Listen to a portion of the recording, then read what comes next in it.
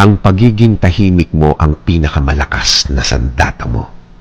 Tama, ang pagiging walang imik mo, ang hindi mo pagpatol, ang pagiging walang kibo mo ang greatest weapon mo. Habang patuloy ang pagsira ng ibang tao sa'yo, akala nila mahina ka, akala nila wala kang kalaban-laban, akala nila para kang hangin lang. Kahit naman ang hangin kapag naipon, nagiging bagyo. Pero ang naipon mong lakas, sa iba mo gamitin.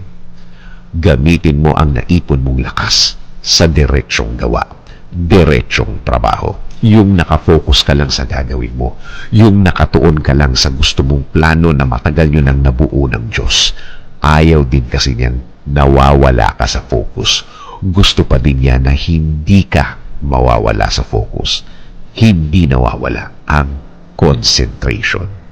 Kahit sa isang napakahirap at napakabigat na problema, piliin ang pagiging silent o pagiging tahimik.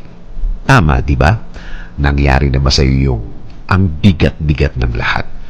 Pinili mong manahimik at habang pabigat ng pabigat, mas lalo kang naging tahimik.